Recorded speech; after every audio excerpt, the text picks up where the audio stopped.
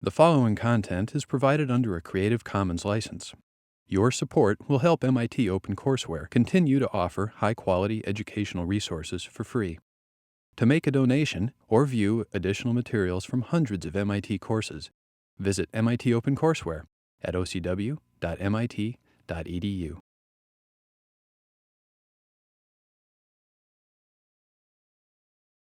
So you'll recall last time we were working on protein-protein interactions. We're going to do a little bit to finish that up with a topic that will be a good transition to the study of gene regulatory networks. And the precise things we're going to discuss today, we're going to start off with Bayesian networks for protein-protein interaction prediction.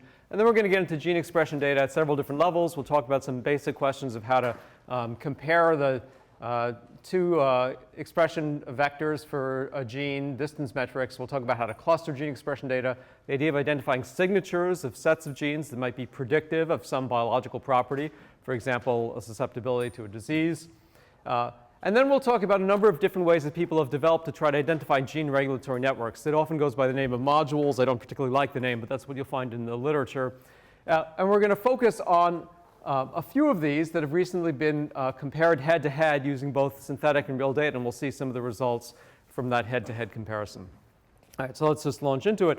Remember, last time we had started this unit looking at structural predictions for proteins, and then we started talking about how to predict protein-protein interactions. Last time we talked about both computational methods and also experimental data that could give us information about protein-protein interactions, ostensibly measuring direct interactions, but we saw that there were possibly very, very high error rates. So we needed ways of integrating lots of different kinds of data in a probabilistic framework so that we could predict for any pair of proteins what's the probability that they interact, not just the fact that they were detected in one assay or the other.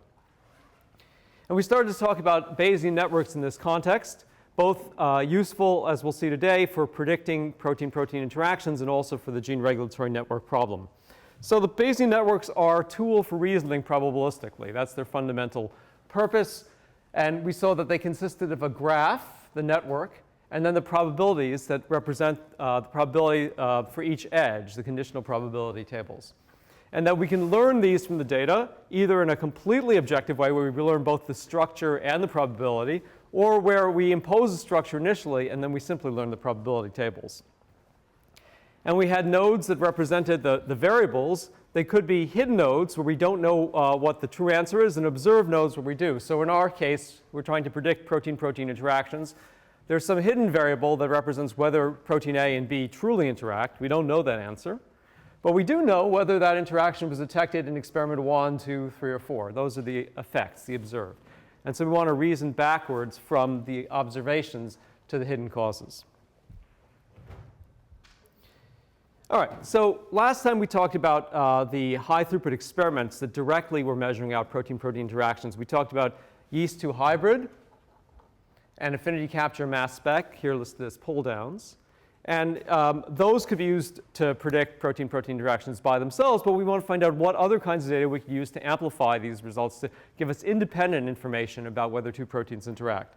And one thing you could look at is whether the expression of the two genes that you think might interact are similar. So if you look over many, many different conditions, you might expect the two proteins that interact with each other would be expressed under similar conditions. Certainly, if you saw two proteins that had exactly opposite expression patterns, you would be very unlikely to believe that they interacted, right? So the question is, how much is true the other end of the spectrum? If things are very highly correlated, do they have a high probability of interaction?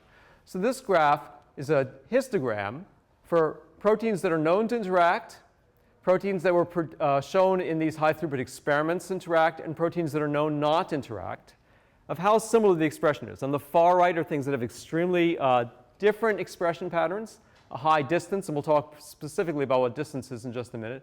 But these are very dissimilar expression patterns. These are very similar ones. So what do you see from this plot? We looked at it last time. We saw that the interacting proteins are shifted a bit to the left, right? So the interacting ones have a higher probability of having similar expression patterns than the ones that don't interact. But we couldn't draw any cutoff and say everything with this level of expression similarity is guaranteed to interact, right? There's no way to divide these. So this will be useful in a probabilistic setting, but by itself it would not be highly predictive. We also talked about evolutionary patterns, and we discussed whether the red or the green patterns here would be more predictive. Which one was it? Anyone remember? How many people thought the red was more predictive? How many green? Right, the greens win. And we talked about the coevolution in other ways. So the paper that I think was one of the first to do this really nicely, try to predict protein-protein interaction patterns using Bayesian networks, is this one from Mark Gerstein's lab. And they start off, as we've talked about previously, we need some gold standard interactions where we know two proteins really do interact or don't. They built their gold standard data set. The positive training data they took from a database of called MIPS, which is a hand-curated database that digs into the literature quite deeply to find out whether two proteins interact or not. And then the negative data they took were proteins that were identified as being localized to different parts of the cell. And this was done in yeast, where there's pretty good data for a lot of proteins as to subcellular localization. Okay. So these are the data that went into their prediction. These were the experiments we've already talked about, the affinity capture mass spec and the yeast-2 hybrid. And then the other kinds of data that they used were expression correlation, what we just talked about. They also looked at annotations, whether proteins had the same annotation for function. And essentiality. So in yeast, it's pretty easy to go through every gene in the genome, knock it out, and determine whether that kills the cell or not. So they can label every gene in yeast as to whether it's essential for survival or not. Okay. And you can see here the number of interactions that were involved. And they decided to break this down into two separate prediction problems. So one was an experimental problem using the 4 different large-scale data sets in yeast for protein-protein interactions to predict expression. The other one were these other kinds of data that were less direct. And they used slightly different kinds of Bayesian networks. So for this one, they use a naive Bayes. And what's the underlying assumption of the naive Bayes? The underlying assumption is that all the data are independent. And so we looked at this previously. We discussed how you can, if you're trying to identify the likelihood ratio and use it to rank things, you primarily need to focus on this term, because this term will be the same for every pair of proteins that you're examining. Yes? Could you state again whether in the naive Bayes all data are dependent or independent? Independent. Okay, so let's actually look at some of their data. So in this table, they're looking at the likelihood ratio that two proteins interact based on whether the two proteins are essential, one is essential and one is non-essential, or both are non-essential. So that's what these two codes here mean. EE, both essential, NN, both non-essential, and NE, one and the other. And so they've computed for all those protein pairs how many in their gold standard are EE, how many are EN, how many are NN. So here are the numbers for the EE. There are just over 1,000 out of the 2,000, roughly 2,000 that are EE. So that comes up with a probability of being essential, given that I know that you're positive. You're in the gold standard of roughly 50%, right? And you can do something similar for the negatives. So these are the ones that definitely don't interact. So the probability of both being essential, given that it's negative, is about 15%, 14%. And so then the likelihood ratio comes out to just under 4, right? So there's a 4-fold increase in probability that something is interacting, given that it's essential, than not. And this is the table for all of the terms, for all of the different things that they were considering that were not direct experiments. So this is essentiality. This is expression correlation with various values for the threshold, how similar the expression had to be. And these are the terms from the databases for annotation. And then for each of these, then we get a likelihood ratio of how predictive it is. So it's kind of informative to look at some of these numbers. So we already saw that essentiality is a pretty weak predictor. The fact that two genes are essential only gives you a slightly increased chance that they're interacting than not. But if two genes have extremely high expression correlation, then they're more than 100-fold more likely to interact than not. And the numbers for the annotations are significantly less than that. Okay. So this is a naive Bayes where we're going to multiply all those probabilities together. Now, for the experimental data, they said, well, these are probably not all independent. The probability that you pick something up in one 2-hybrid experiment is probably highly correlated with the probability that you pick it up in another 2-hybrid experiment, right? And one would hope that there's some correlation between things that are identified in 2-hybrid and affinity capture mass spec, although we'll see whether or not that's the case. So they use what they refer to as a fully connected Bayes. And what do we mean by that? Remember, this was the naive Bayes, where everything is independent, so the probability of some observation is the product of all the individual probabilities. But in a fully connected Bayes, we don't have that independence assumption. So you need to actually explicitly compute what the probability is for an interaction based on all the possible outcomes in those experiments. So that's not that much harder. We simply have a table now where this is, these columns represent each of the experimental data types, the affinity capture mass spec, and the 2 hybrids. Ones indicate that it was detected, zeros that it's not. And then we simply look again in our gold standard and see how often a protein that had been detected in whatever the setting is, here in all of them except Ito, how often was it, how many of the gold positives did we get and how many of the gold negatives, and then we can compute the probabilities. Okay. Now, it's important to look at some of the numbers in these tables and dig in, because you see that numbers here are really, really small, so they have to be interpreted with caution. So some of the things that might not hold up with much larger data sets. You might imagine the things that are experimentally detected in all of the high throughput assays would be the most confident, right? That doesn't turn out to be the case here, right? So if these are sorted by the log likelihood ratio, and the best one is not 1, 1, 1. It's up there, but it's not the top of the pack. And that's probably just statistics of small numbers. If the databases were larger, the experiments were larger, it probably would work out that way. Okay, so any question about how they formulated this problem as a Bayesian network or how they implemented it?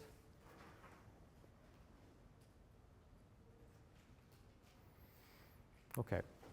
So the results then, so once we have these likelihood ratios, we can try to choose a threshold for deciding what we're going to consider to be a true interaction and not. So here they've plotted for different likelihood ratio thresholds on the x-axis, how many of the true positives you get right versus how many you get wrong. Okay. So the true positive over the false positive.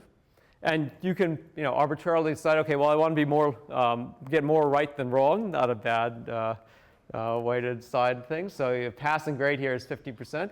So if I draw a line, a horizontal line, and I want to get more right than wrong, you'll see that any of the individual signals that they were using, essentiality, database annotation, and so on, all of those fall below that. So individually, they predict more wrongs than rights. But if you combine the data using this Bayesian network, then you can choose a likelihood threshold where you do get more right than wrong. And you can set your threshold wherever you want. Similarly, for the direct experimental data, you do better by combining, these are the light pink lines, than you would with any of the individual data sets. So this shows the utility of combining the data and reasoning from the data probabilistically.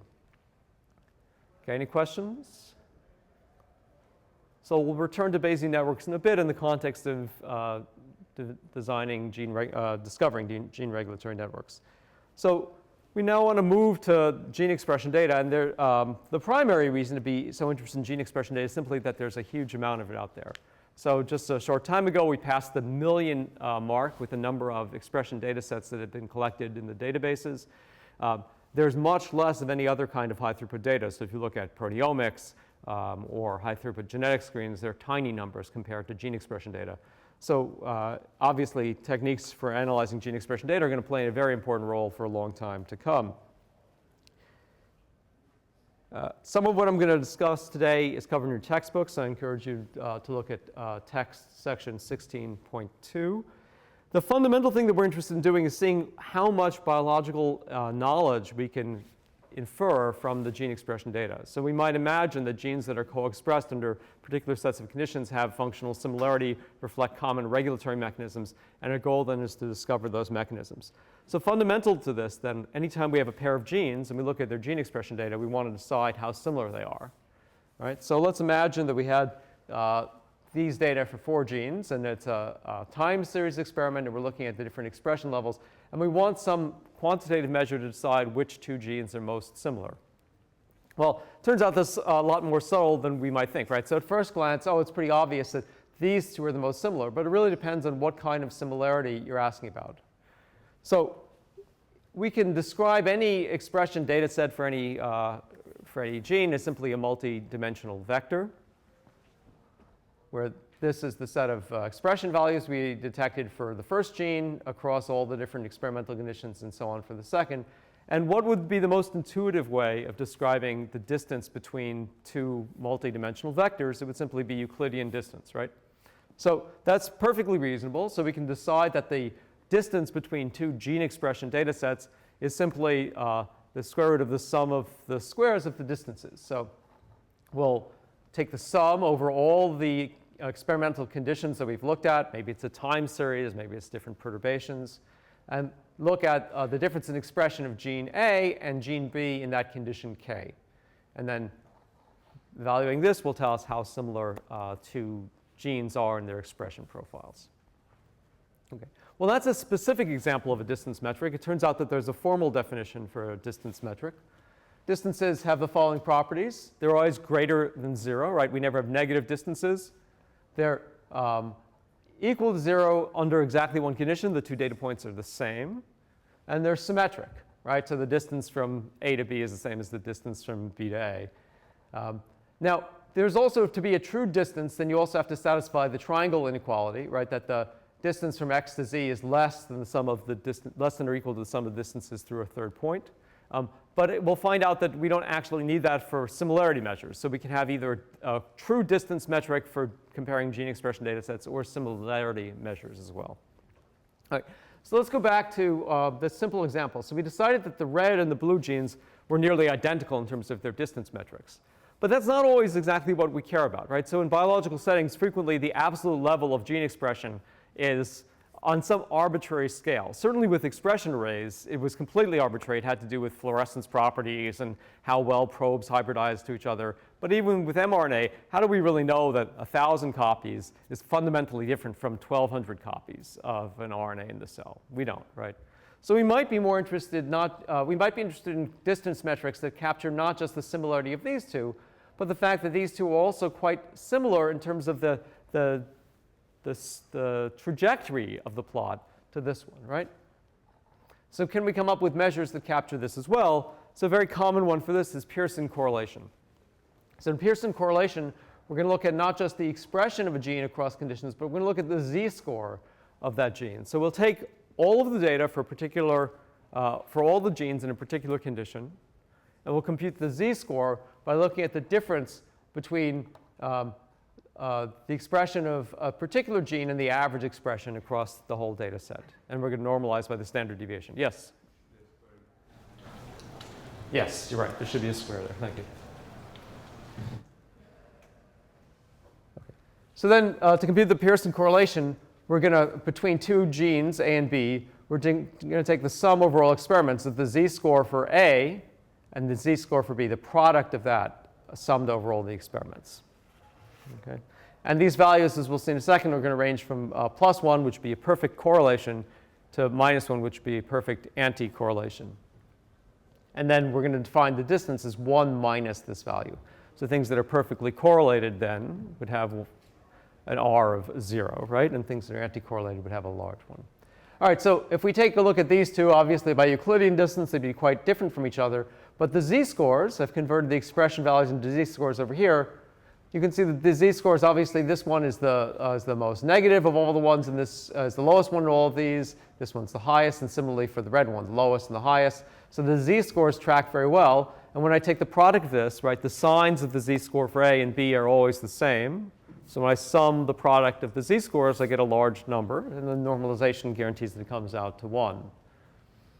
And so the red and the blue here will have a very high correlation coefficient. In this case, it's going to be an R of correlation coefficient of 1, whereas compared to this one, which is relatively flat, the correlation coefficient will be approximately 0. Any questions on that?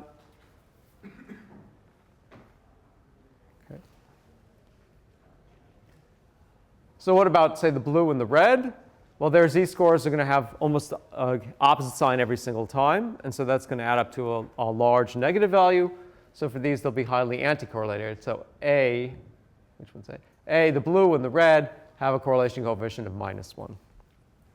OK, so we have these two different ways of computing distance measures. We can compute the Euclidean distance, which would make the red and the blue the same, but treat this green one as being completely different. Or we have the correlation, which would group all of these together as being similar.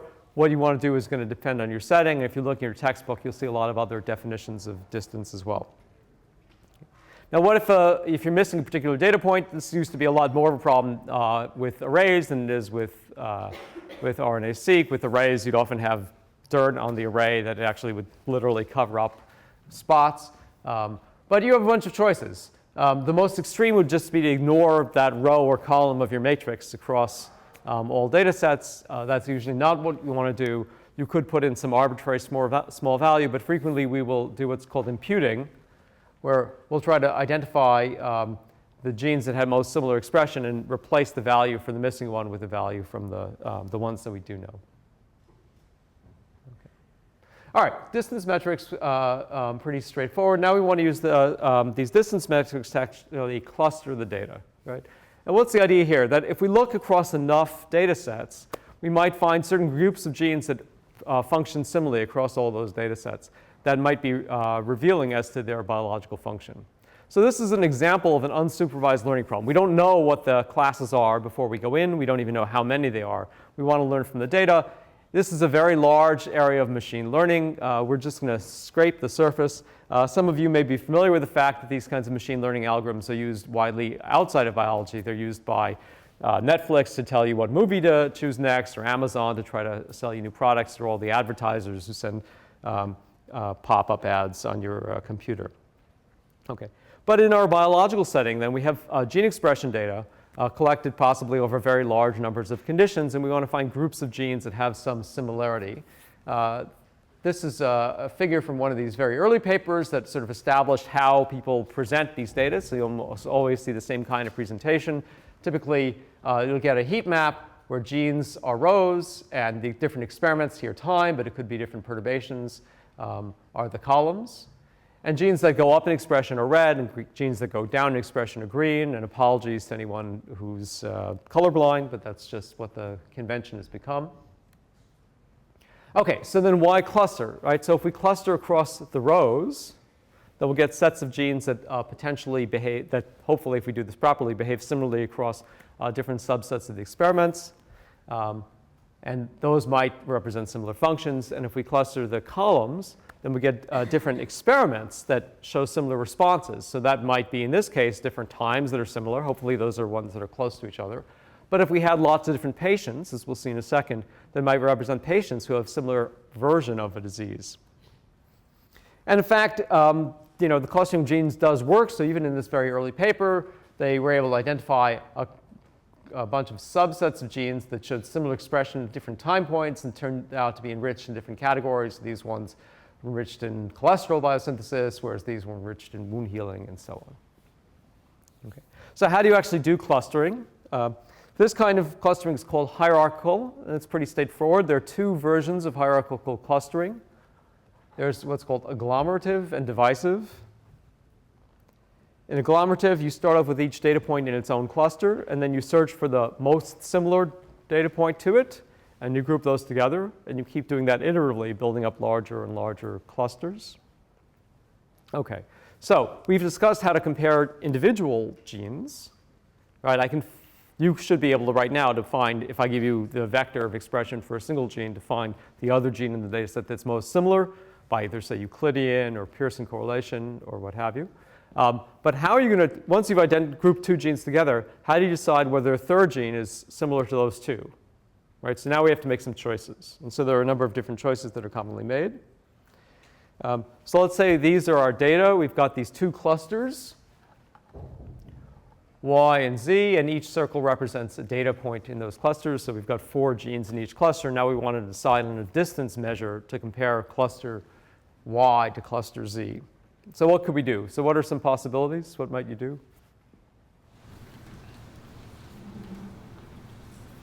We could take the average of all points. Take the average of all points, right? What else could you do? Only a limited number of possibilities. Centroid? Yes, so centroid, you can take some sort of average, right? Any other possibilities? You can pick a representative from each set and compare it to. So you could pick a representative, right? How would you decide in advance what that would be, though? So maybe you have a way, maybe not. And what other possibilities are there? Yeah. Measure all the distances from the nodes at one to all the distance to all the nodes at the other. Right, so you could do all to all. What else could you do? You could take the minimum of all those values, or you could take the maximum of all those values. And we'll see that all those are things that people do. So this clustering, there are already rather uninformative terms for some of these kinds of decisions. So what's called single linkage is you decide that the distance between two clusters is based on the minimum distance between any member of cluster Y and any member of cluster Z. Complete linkage takes the maximum distance. Okay? And then the extremely unfortunately named unweighted pair group method using centroids, UPGMC, I won't try to say that very often, takes the centroid, which was an early suggestion from the class, and then the UPGMA, unweighted pair group method with arithmetic mean, takes the average of all the distances, all suggestions that people have made. So when would you use one versus the other? Well, a priori, you don't necessarily know, but it's good to know how they'll behave. So what do you imagine is going to happen if you use single linkage versus complete linkage? Remember, single linkage is the minimum distance, and complete linkage is the maximum distance. So what's going to happen in this case if I use the minimum distance? Which two groups will I combine? That one? The blue and the red, right? Whereas if I use the maximum distance, then I'll combine the green and the red. So it's important to recognize then that the single linkage has this property of chaining together clusters based on points that are near each other, whereas the complete linkage is resistant to grouping things together if they have outliers. So they'll behave differently. Now, if your data are compact and you really do have tight clusters, it's not going to matter too much what you use. But in most biological settings, we're dealing with much noisier data, so you actually will get different results based on this. And as far as I know, there's no really principled way to figure out, if you have no other prior knowledge, which to use. All of these hierarchical clusterings come with what's called a dendogram. And you'll see these at the top of all the clustering. And this represents the process by which their data were clustered, right? So the things that are most similar are most tightly connected in this dendogram. So these two data points, 1 and 2, you have to go up very little in the y-axis to get from 1 to 2. Whereas if you want to go from 1 to 16, you have to traverse the entire dendogram, right? So the distance between two samples is how far vertically you have to go to connect between them. Now, the good things about this dendogram is you can then understand the clustering of the data. So I can cut this dendogram at any particular distance and get clear divisions among my data sets, right? So if I cut here at this distance level, then I have two groups, one small one consisting of these data and one large one consisting of these. Whereas if I cut down here, I have more groups of my data. So it doesn't require me in advance to know how many groups I have. I can look at the dendogram and infer it.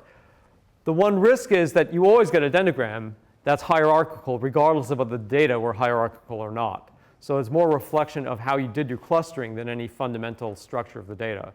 So the fact that you get a hierarchical dendogram means really nothing about your data. It's simply a tool that you can use to try to divide it up into different groups. Any questions on the hierarchical clustering? Yes? Isn't everything, if each data point is its own cluster, then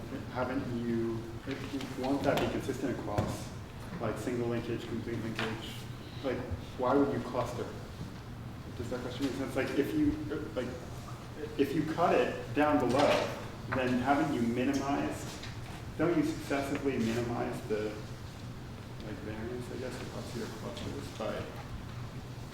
So if I cut it at the lowest level, everybody's their own cluster. That's true, right? I'm interested in finding out whether there are genes that behave similarly across the data sets, or. My question is, how would you go about determining how many clusters you want? Okay, so we'll come to that in a second. So in hierarchical clustering, you don't actually have any objective way of doing that. But we'll see, we'll talk about other means right now where it's a little bit clearer. But actually, fundamentally, there aren't a lot of good ways of knowing a priori what the right number of clusters is. So, but we'll look at some measures in a second that help.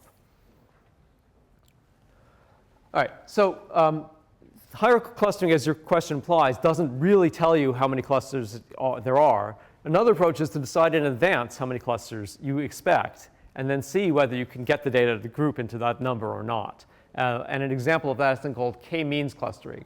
So the nice thing about it is it does give you these sharp divisions. But again, if you chose K incorrectly, we'll see in a second, you nevertheless still get K clusters. So K refers to the number of clusters that you tell the algorithm you expect to get. So you specify that in advance. And then you try to find a set of clusters that minimizes the distance from everybody who's assigned to a particular cluster and the center of that cluster. Is that clear? So that's what these equations represent. So the center of the cluster, the centroid, is just the average coordinates over all the components of that cluster. And we're trying to find this set of clusters C that minimizes the sum of the square of the distances between each member of that cluster and the centroid. Any questions on how we're doing this? Okay. All right, so what's the actual algorithm? It's remarkably simple. I choose an initial set of random positions. And then I have a simple loop. I repeat until convergence. For every point, I assign it to the nearest centroid. So if my starting centroids are these circles, I look at every data point and I ask how close is it to any one of these. That's what the boundaries are defined by these lines. So everything above this line belongs to this centroid. Everything over here belongs to this centroid, right? So I divide the data up by which centroid you're closest to, and I assign you to that centroid. That's step one. And step two, I compute new centroids. And that's what these triangles represent. So after I did that partitioning, it turns out that most of the things that were assigned to the triangular cluster live over here. So the centroid moves from being here to here. And I iterate this process. That's the entire K-means clustering algorithm. So here's an example where I generated data from 3 Gaussians. I chose initial data points, which are the centroids, which are the circles. I followed that protocol. Here's the first step. It computes new triangles. Second step, and then it converges. The distance stops changing. Okay. Now this question has already come up. So what happens if you choose the wrong K? So I believe there are 3 clusters, and really that's not the case. So what's going to happen? So in this data set, there really were, how many? There really were 5 clusters. Here they're clustered correctly. What if I told the algorithm to do K-means clustering with a K of 3? It would still find a way to come up with 3 clusters. So now it's grouped these 2 things, which are clearly generated from different Gaussians, together. It's grouped these 2, which were generated from different Gaussians, together, and so on. All right, so there's no K-means clustering will do what you tell it to do, regardless of whether that's the right answer or not. And if you tell it there are more clusters than you expect, than really are there, then it'll start chopping up well-defined clusters into subclusters. So here it's split this elongated one into 2 subclusters. It split this one arbitrarily into 2, just so it gets the final number that we asked for. So then how do you know what to do? Well, as I said, there's no guarantee to know. But one thing you can do is make this kind of plot, which shows for different values of K on the x-axis, the sum of the distances within the cluster, so the distance to the centroid within each cluster on the y-axis. And as I increase the number of Ks, when I'm correctly partitioning my data, when there really are more subgroups than I've already defined, then I'll see big drops. So when I go from saying there are 2 to 3 in that case, I get a big drop in the distance between members of the cluster, right? Because I'm no longer including a data point over here and in this cluster with a data point in that cluster. But once I go beyond the correct number, which was 5, you see that the benefits really start to trail off. So there's an inflection point here. There's an elbow, sometimes it's called an elbow plot. After I go past the right number, I get less and less benefit from each additional clustering. So this gives us an empirical way of choosing an approximately correct value for K. Any questions on K-means? Yes? Does K-means recapitulate the clusters that you would get if you cut off your Dendogram from hierarchical clustering at a certain level? Not necessarily. Okay. But maybe?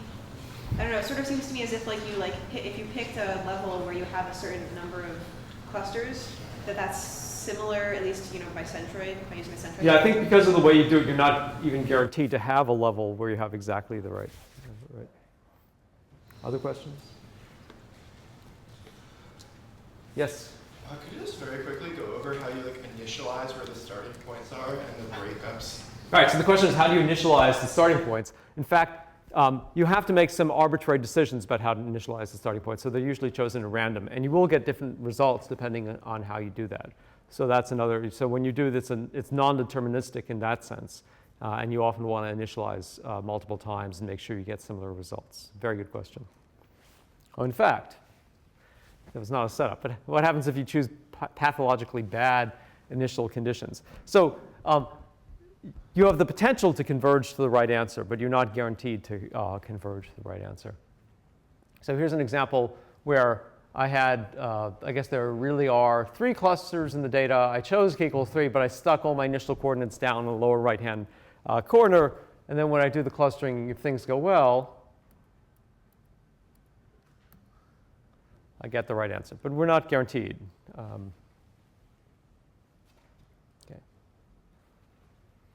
All right, but one thing we are guaranteed is we always get convergence. So the algorithm will converge because at each step it's either reducing the objective function or it's leaving it the same, right? So we're guaranteed convergence, but it may be, as we've seen previously in other settings, we may end up with local minima rather than the global optimum. And the way to fix that then would be to initialize again with new starting positions. Other questions?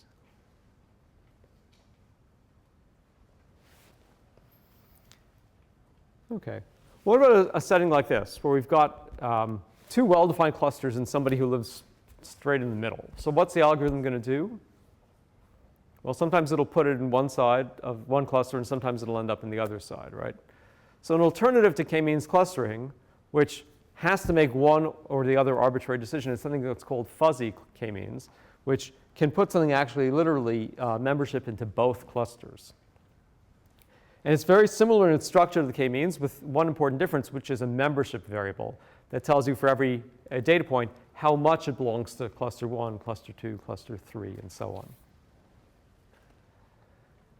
So in both algorithms, we start off by choosing initial points as the cluster means and looping through each of them. Now previously, we would make a hard assignment of each data point x sub I to a single cluster. And here we're going to calculate the probability that each data point belongs to a cluster. And that's where you get the fuzziness, because you can have a non-unit or non-zero probability belonging to any of the clusters. And now we're going to in k-means, we recalculated the mean value by just looking at the average of everybody in that cluster, right? Now in fuzzy k-means, we don't have everybody in the cluster because everybody belongs partially to the cluster, so we're going to take a weighted average. So here are the details of how you do that. In k-means, we were minimizing this function, right? We were trying to decide the class structure, the class memberships that would minimize the distance of every member of that cluster to the defined centroid of the cluster. Here it looks almost the same, except we now have this new variable, mu, which is the membership. It's the membership of point j in cluster I. Okay. So I'm trying to minimize a very similar function, but now if mu is 1, if all my mu's are 1, then what do I get?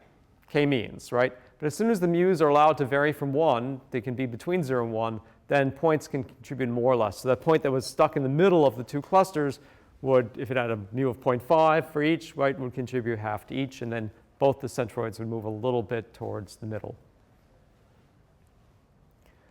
So what's the result of fuzzy k-means clustering? We still get k clusters, but now every gene or every object that we're clustering has a partial membership. So here's an example of that where they did k-means clustering with these 6 different clusters, but now every profile, every gene has a color associated with it that represents this mu value, whether it goes from 0 to 1 with these rainbow colors. So the things that are reddish or pink, those are the high confidence things that are very strongly only in that cluster, whereas the things that are more towards the yellow end of the spectrum are partially in this cluster and partially in other clusters. Questions? Any questions?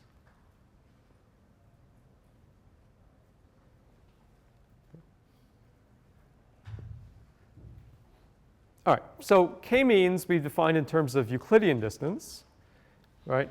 And that has clear advantages in terms of computing things very easily, but has some disadvantages as well. So one of the disadvantages is because we're using the square distance, then outliers have a very big effect, right? Because I'm squaring the difference between the vectors. That may not be the worst thing, but they're also restricted to things for which we can compute a centroid. We have to have data that are in a form where you can actually compute the mean value of all the members of the cluster. Sometimes we want to cluster things that we only have qualitative data, where instead of having a distance measure, we have similarity. This doesn't come up quite as often in, well, it certainly doesn't come up in gene expression data or RNA-seq, but you can imagine more qualitative data where you ask people about similarity between different things or behavioral features. Where you know the similarity between two objects, but you have no way of calculating the average object.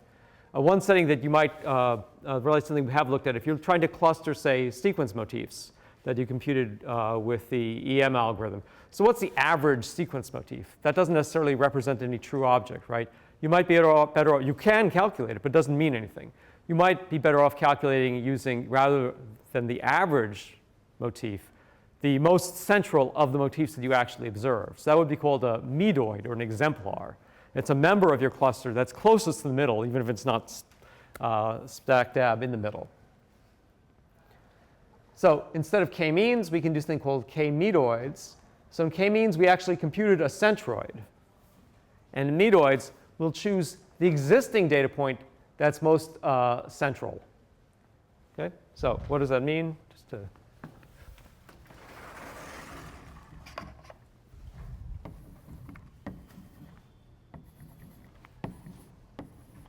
if these are my data, right, the true mean is somewhere over here. But this one is the medoid.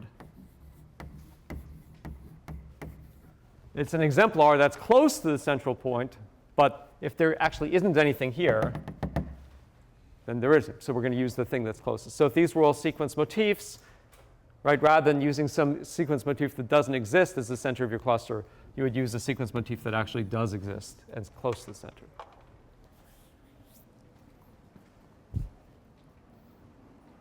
Okay, and so just a simple variation on the k-means.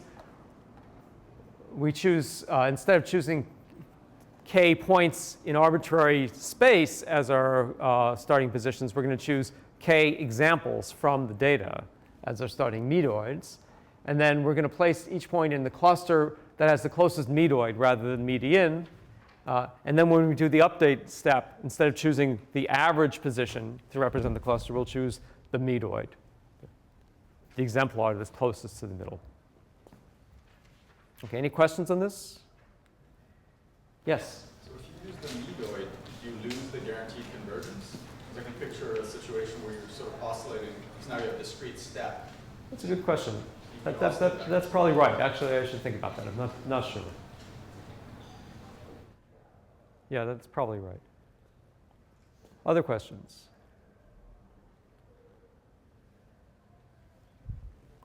Okay, there are a lot of other techniques for clustering. Your textbook talks about self-organizing maps, which were popular at one point quite a lot. And there's also a nice technique called affinity propagation, which is a little bit outside the scope of this course, but has proved quite useful for clustering.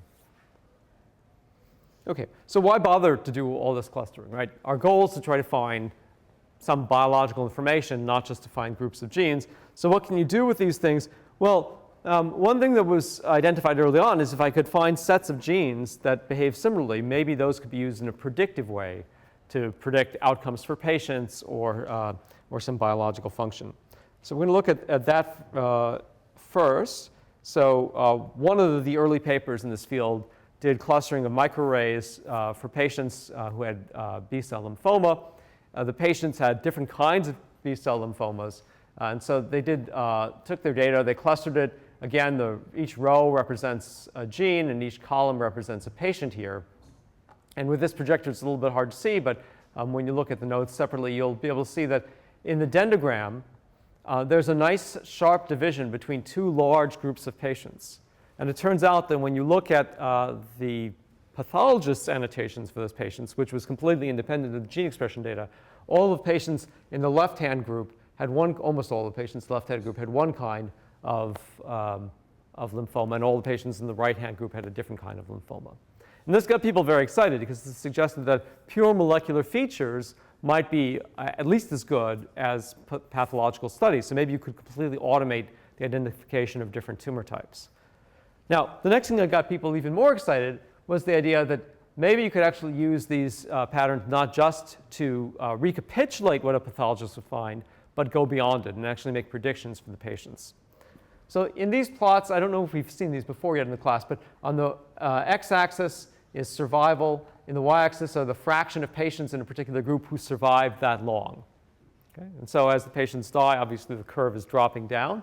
Each one of these drops represents the death of a patient or the loss of the patient to the study for other reasons. And so in the middle, let's start with this one.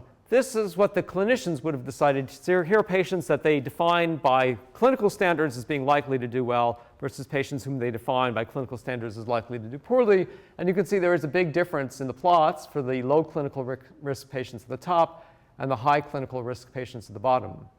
On the left-hand side are what you get when you use purely gene expression data to cluster the patients into groups that you turn out to be high risk or low risk. And you can see that it's a little bit more statistically significant for the clinical risk, but it's pretty good over here too.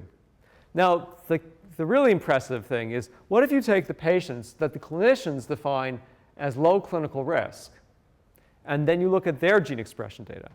Could you separate out the patients in that allegedly low clinical risk who are actually at high risk? And maybe then they would be diverted to have more aggressive therapy than patients who really and truly are low risk patients. And what they're able to show with just barely statistical significance is that even among the clinically defined low-risk patients, there is, based on these gene signatures, the ability to distinguish patients who are going to do better and patients who are going to do worse. So this was over a decade ago and really sort of a frenzy of people looking for gene signatures for all sorts of things that might be highly predictive. Now, the fact that something is correlated doesn't, of course, prove any causality. So one of the questions is, if I find a gene signature that is predictive of an outcome in one of these studies, can I use it then to go backwards and actually define a therapy? Right? In the ideal setting, I would have these gene signatures. I discover that they are clinically associated with outcome. I could dig in and discover what makes the patients who do worse, and go and treat that. So is that the case or not? So let me show you some data from a breast cancer data set. Here's a breast cancer data set. Again, the same kind of plot where we've got the survival statistic on the y-axis, the number of years on the x-axis. And based on a gene signature, this group has defined a group that does better and a group that does worse. The p-value is significant. And the hazard ratio, the fraction, the probability of, the death rate versus control is approximately 2. Okay. So does this lead us to any mechanistic insight into breast cancer? Well, it turns out, in this case, the gene signature was defined based on postprandial laughter. So after dinner humor. Okay? Here's a gene set defined on something that has absolutely nothing to do with breast cancer and is predicting the outcome of breast cancer patients. Which leads to somewhat more of a joke that testing whether laughter really is the best medicine. Okay. So they went on, they tried other gene sets. Here's the data set, gene set that's not even defined in humans. It's the orthologs, homologs of genes that are associated with social defeat in mice. And once again, you get really statistically significant p-values and good hazard ratios. So what's going on? Well, these are not from a study that's actually trying to predict outcome in breast cancer. It's a study that shows that most gene expression, most randomly selected sets of genes in the genome will give an outcome that's correlated, a result that's correlated with patient outcome in breast cancer. Yes? I'm a little confused. In the previous graph, could you just explain what is the black and what is the red? Is that individuals or groups? So the black are people who have the gene set signature, who have high levels of the genes that are defined in this gene set.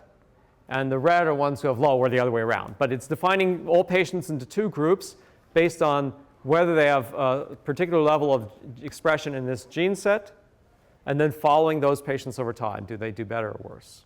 And similarly for all these plots. Okay. And you had another one which is a little less amusing, the location of skin fibroblasts. The real critical point is this. Here they compared the probability based on an expectation that all genes are independent of each other, the probability that a gene signature is correlated with outcome for genes that were chosen at random or genes that were chosen from a database of gene signatures that people had identified as being associated with pathways. And you get a very, very large fraction. So this is the p-value, so negative log of the p-value, so negative values are more significant. A huge fraction of all gene sets that you pull at random from the genome or that you pull from a compendium of known pathways are going to be associated with outcome in this breast cancer data set. So it's not just well-annotated cancer pathways that are associated. It's gene sets associated, as we've seen, with laughter or social defeat in mice and so on, all sorts of crazy things that have no mechanistic link to breast cancer. Let's take a second for that to sink in, right? I pull genes at random from the genome. I define patients based on whether they have high levels of expression of the random set of genes or low levels of expression of that random set of genes. And I'm extremely likely to be able to predict the outcome in breast cancer.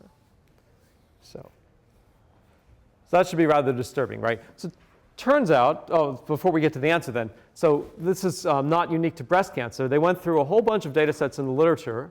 Each row is a different previously published study where someone had claimed to have identified a signature for a particular kind of disease or outcome. And they took their random gene sets and asked how well the random gene sets did in predicting the outcome of these patients. And so these yellow plots represent the probability distribution for the random gene sets. Again, in this projector, it's hard to see, but there is a highlight on the left-hand side of where the 5% of the best 5% of the random gene sets are. This blue line is the mere measure of statistical significance. It turns out that a few of these studies didn't even reach a normal level of statistical significance, let alone comparing to random gene sets. But for most of these, you don't do better than a good fraction of the randomly selected gene sets. So how could this be? So it turns out there is an answer to why this happens. And it's really quite fascinating. So here, we're using the hazard ratio, which is the death rate for the patients who have the signature over the control group. Right? So high hazard ratio means it's very, very associated with outcome. And they've plotted that against the correlation of the genes in the gene signature with the expression of a gene called PCNA, proliferating cell nuclear antigen. And it turns out a very, very large fraction of the genome is co-expressed. Okay? So genes are not expressed like random, completely independent random variables. There are lots of genes that show very similar expression levels across all the data sets. Now, PCNA is a gene that's been known to pathologists for a long time as having higher levels in most aggressive tumors. So if a very, very large fraction of the genome is co-expressed with PCNA, then high levels of randomly selected genes are going to be a very good predictor of tumor outcome, because high levels of randomly expressed genes also means a very high probability of having a high level of PCNA, which is a tumor marker. Okay. So we have to proceed with a lot of caution. We can find things that are highly correlated with outcome that could have good value in terms of prognostic indicators. But there are going to be a lot of possibilities for sets of genes that have that property. They're good predictors of outcome. And many of them will have absolutely nothing to do causally with the process of the disease. So at the very least, it means don't start a drug company over every set of genes that you identify that's associated with outcome. But in the worst case scenario, it also means that those predictions will break down under settings that we haven't yet examined. And so that's the real fear, that you have a gene set signature that you think is highly predictive outcome. It's only because you've looked at a particular set of patients. But you look at a different set of patients, and that correlation will break down. So this is an area of research that's still quite in flux in terms of how much utility there will be in identifying gene set signatures in this completely objective way. And what we'll see in the course of this lecture and the next ones is it's probably going to be much more useful to incorporate other kinds of information that will constrain us to be more mechanistic. Any questions?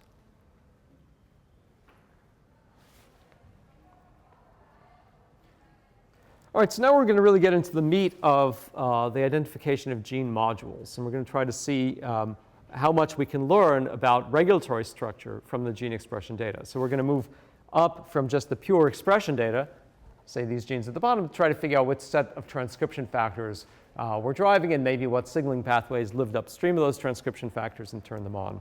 And the fundamental difference then between clustering, which is what we've been looking at until now, and these modules, as people like to call them, is that you can have a whole bunch of genes that we've just seen that are correlated with each other without being causally linked to each other. So we like to figure out which ones are actually functionally related and not just statistically related. All right.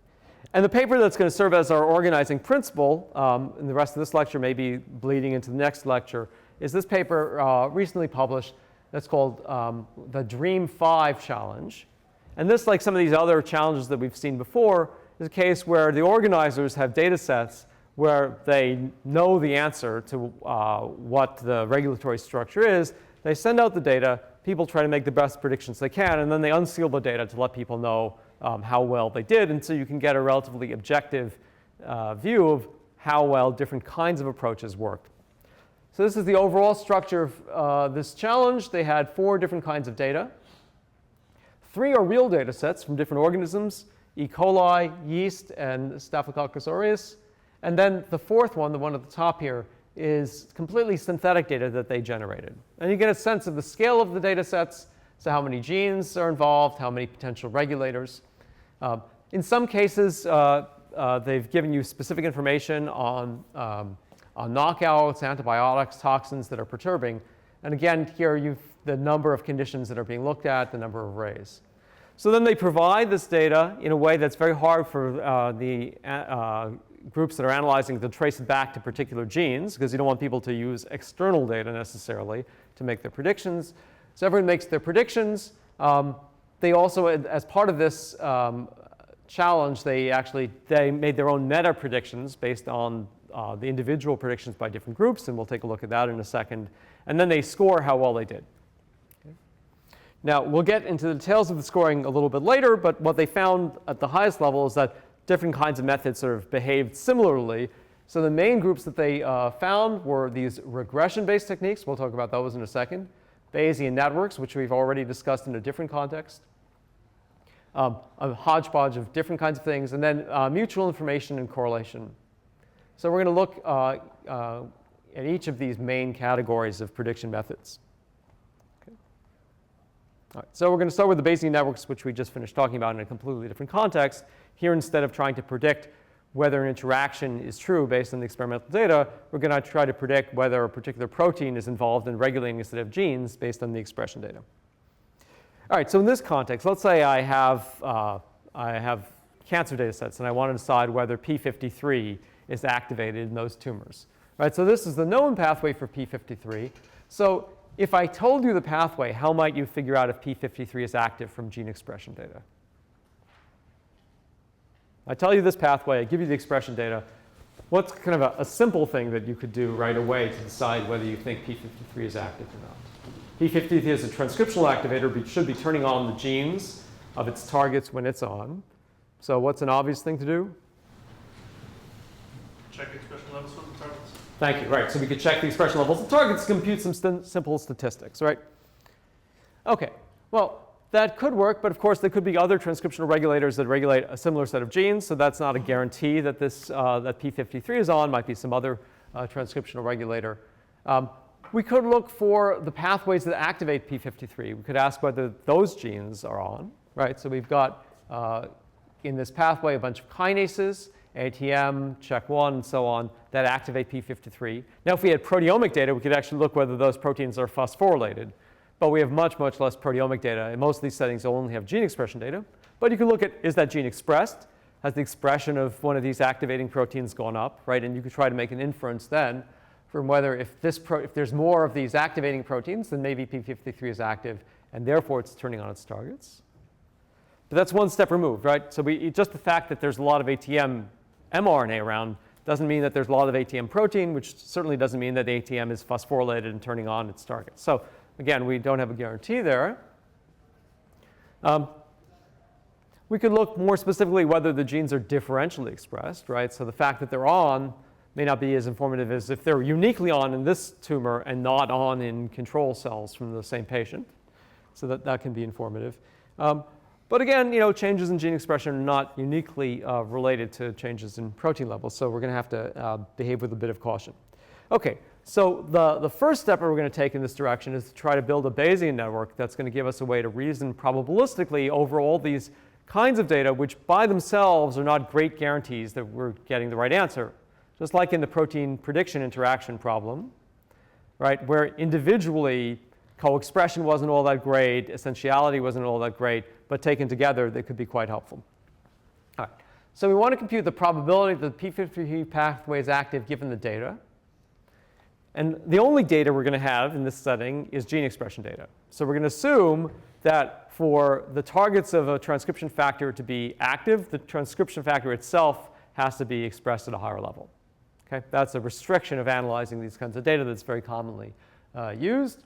So we're going to try to compute the probability that p53 is activated given the data. So how would I compute the probability that given that some transcription factor is on, that I see expression of the target genes? How would I do this? I could just go into the data, right, and just count in the same way that we did in our previous setting. We could just look over all the experiments and tabulate if one of the targets is up in expression, how often is the transcription factor that's potentially activating it up, and how often are all the possible combinations the case. Okay, and then we could use Bayesian statistics to try to compute the probability that a transcription factor is up, activated, given that I've seen the gene expression data. Is that clear? Okay, good. All right.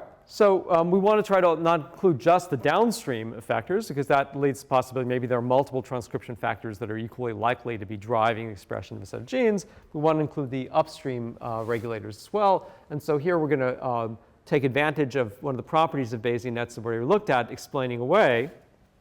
You'll remember this example, right, where we decided that if I see that the grass is wet, and I know that it's raining, then I can consider it less likely that the sprinklers were on, even though there's no causal relationship between them. So if I see that a set of targets of transcription factor A are on, and I have evidence that the pathway upstream of A is on, that reduces my inferred probability that transcription factor B is responsible, right? So that's one of the nice things about Bayesian networks, that it gives us a way of reasoning automatically over all the data and not just the downstream targets. And in these Bayesian networks, you can have multiple layers. So we can have one transcription factor turning on another one, turns on another one. We can have as many layers as necessary. But the one thing we can't have are cycles. So we can't have a transcription factor that's at the bottom of this going back and activating things that are at the top. And that's a fundamental limitation of Bayesian networks. OK, and we already talked about the fact that in Bayesian networks, with these two problems that we have to solve, we have to be able to find the structure if we don't know it a priori. Here we don't know it a priori, so we're going to have to learn the structure of the network. And then with the structure of the network, we have to learn all the probabilities, so the conditional probability tables that relate each variable to every other one. And then just two more small points about it. So if I just give you expression data without any interventions, just the observations, then I can't decide what is a cause and what is an effect. So here, this was done in the context of proteomics, but the same is true for gene expression data. If I have two variables, x and y, that are highly correlated, it could be that x activates y, or it could be that y activates x. But if I perturb the system and I block the activity of one of these two genes or proteins, then I can start to tell the difference. So in this case, if you inhibit x, you don't see any activation of y. That's the yellow all down here. But if you inhibit y, you see the full range of activity of x. So that implies that x is the activator of y. And so in these settings, if you want to learn a Bayesian network from data, you need more than just a compendium of gene expression data if you want to get the directions correct. You need perturbations where someone's actually inhibited particular genes or proteins. Now, in a lot of these Bayesian networks, we're not going to try to include every possible gene, every possible protein, either because we don't have measurements of it or because we need a compact network. So there'll often be cases where the true regulator in some causal chain is missing from our data. So imagine that this is the true causal chain. X activates Y, which then activates Z and W. But either because we don't have the data on y or because we left it out to make our models more compact, it's not in the model. We can still pick up the relationships between x and z and x and w, but the data will be much noisier because we're missing that information that's right in the conditional probability tables relating x to y and then y to the two targets. Okay. So Bayesian networks we've already seen quite a lot. We now have some idea of how to transfer them from one domain to the domain of gene expression data. The next approach we want to look at is a regression-based approach. So the regression-based approaches are founded on a simple idea, which is that the expression of a gene is going to be some function of the expression levels of the regulator. And we're going to actually try to come up with a formula that relates the activity levels of the transcription factors to the activity level of the target. So this cartoon, I've got a gene that's on under one condition, it's off under some other conditions. What transforms it from being off to on is the introduction of more of these transcription factors that are binding to the promoter. Right? So in general, I have some predicted level of expression for the gene. We'll call the predicted level y. And it's some function, unspecified at this point, f of g, of all the expression levels of the transcription factors that regulate that gene. So just to get a nomenclature straight, x sub g is going to be the expression of gene x. I'm sorry, expression of gene g. This capital X sub t of g is the set of transcription factors that I believe are regulating that gene. And then f is an arbitrary function, and we're going to have a noise term as well, because this is the observed gene expression, not some sort of Platonic view of the true gene expression. Okay, now frequently we'll have a specific function, sort of the simplest one you can imagine, which is a linear function. So the expression of any particular gene is going to be a linear function, a sum of the expression of all of its regulators, where each one has associated with it a coefficient beta. And that beta coefficient tells us how much particular regulator influences that gene. So say, P53 might have a very large value. Some other transcriptional regulator might have a small value representing their relative influence. Okay. Now, I don't know the beta values in advance, right? So that's one of the things that I need to learn. So I want to be able to find a setting that tells me what the beta values are for every possible transcription factor. If the algorithm sets the beta value to 0, what does that tell me? If the beta value is 0 here, what does that tell me about that transcriptional regulator? No influence. No influence, right. And the higher the value, then the greater the influence. Okay, so how do we discover these? So the typical approach then is to come up with some objective function that we're going to try to optimize. And an obvious objective function is the difference between the observed expression value for each gene and the expected one based on that linear function. And we're going to choose a set of beta parameters that minimize the difference between the observed and the expected. Minimize the sum of the squares, right? So the residual sum of the squares error between the predicted and the observed. Okay. So this is a relatively standard regression problem, just in a different setting. Now, one of the problems with a standard regression problem is that we'll typically get a lot of very small values of betas. So we won't get all zeros and all ones, meaning the algorithm is 100% certain these are the drivers and these are not. We'll get a lot of small values from many, many transcription factors. And OK, that could represent the reality. But the bad thing is that those beta values are going to be unstable. So small changes in the training data will give you big changes in which transcription factors have which values. So that's not a desirable setting. So there's a whole field built up around trying to come up with better solutions. I've given you some references here. One of them is to a paper that did well in the DREAM Challenge. The other one is to a very good textbook, Elements of Statistical Learning. And there are various techniques that allow you to try to limit the number of betas that are non-zero. Okay. And by doing that, you get more robust predictions. At a cost, right, because there could be a lot of transcription factors that really do have small influences. But we'll trade that off by getting more accurate predictions than the ones that have the big influences. Okay. All right, any questions on regression? All right, so the last of the methods that we're examining this is mutual information. We've already seen mutual information in the course. So information content is related to the probability of observing some variable in an alphabet, right? So in most languages, the probability of observing letters is quite variable. So E's are very common in the English language. Other letters are less common, as anyone who plays Hangman or watched Game of Wheel of Fortune knows. And we define the entropy as the sum over all possible outcomes of the probability of observing some variable and the information content of that variable. We can define it in the discrete case or in the continuous case. And the critical thing is the mutual information between two variables. So that's the difference between the entropy of those variables independently and then the joint entropy. Okay, so things with a high mutual information means that one variable gives me significant knowledge of what the other variable is doing. It reduces my uncertainty. That's the critical idea. Okay, so we looked at correlation before. There can be settings where you have have very low correlation between two variables, but have high mutual information. So consider these two genes, protein A and protein B, and the blue dots are a relationship between them. Okay. You can see that there's a lot of information content in these two variables. Knowing the value of A gives me a high confidence in the value of B, but there's no linear relationship that describes these, right? So if I use mutual information, I can capture situations like this that I can't capture with correlation. And these kinds of situations actually occur. So for example, in a feed-forward loop. So we've got a regulator A, and it directly activates B. It also directly activates C, but C inhibits B. So you've got the path on the left-hand side sort of pressing the accelerator, and the path on the right-hand side pressing the stop pedal, right? That's called an incoherent feed-forward loop. And you can get, under different settings, different kinds of results, where this is one of those examples.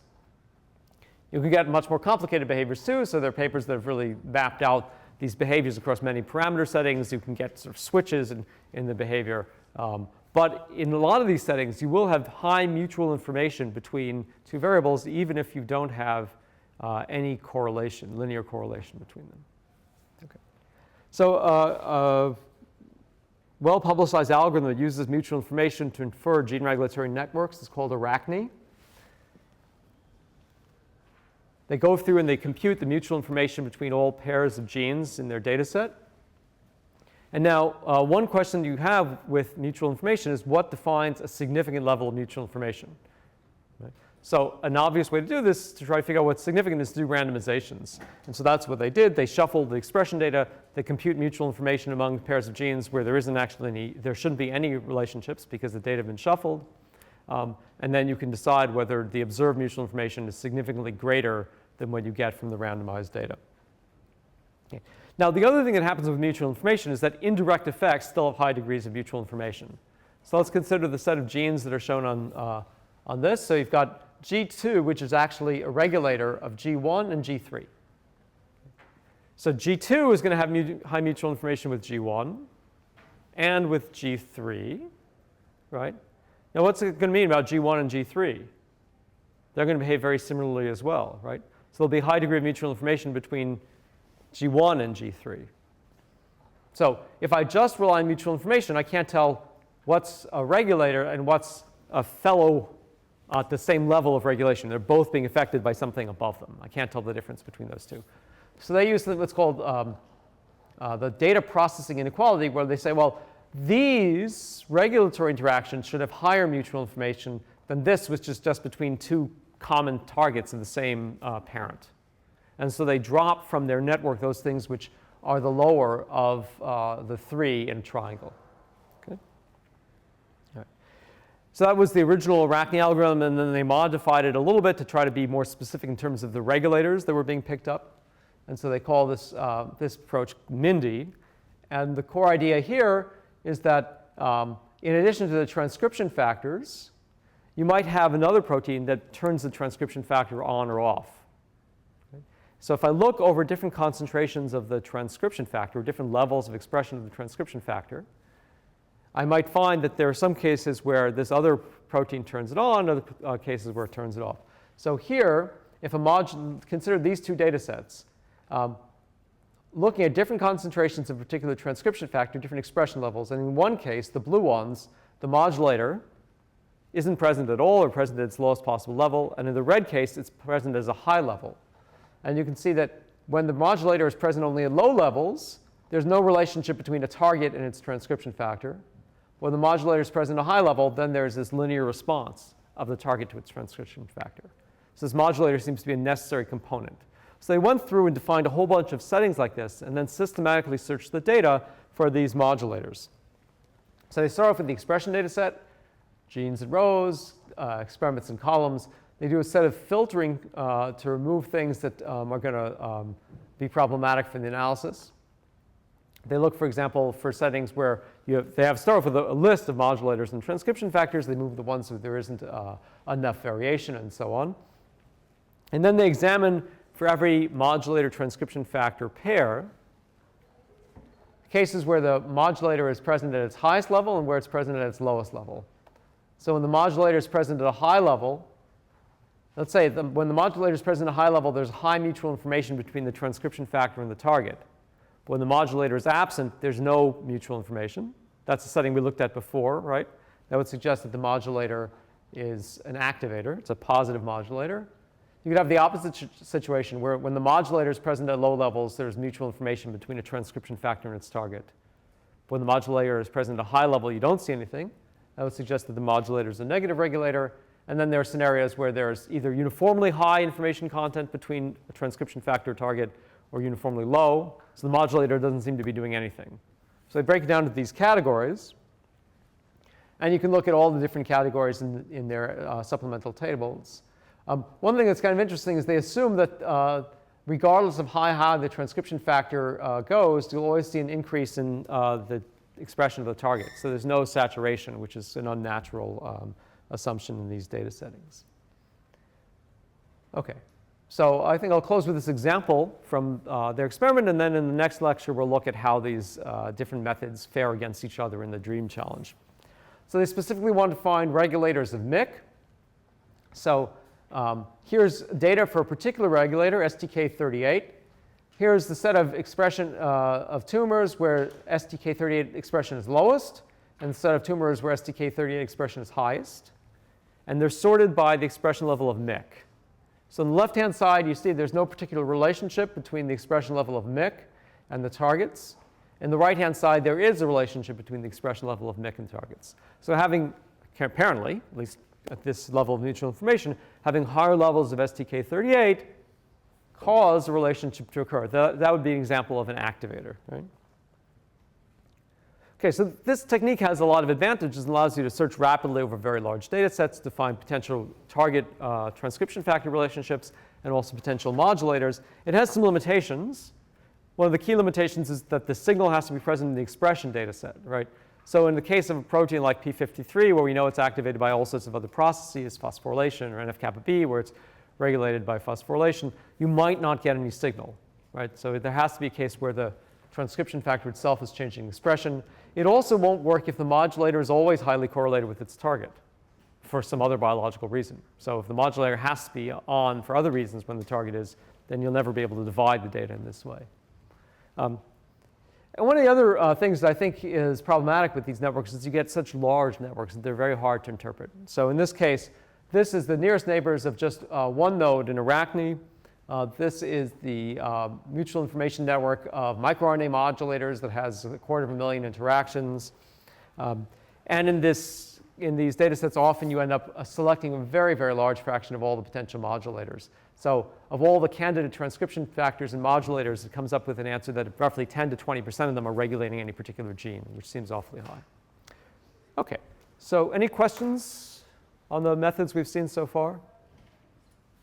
OK, so when we come back on Thursday, we'll take a look head-to-head at how these different methods perform on both the synthetic and the real data sets.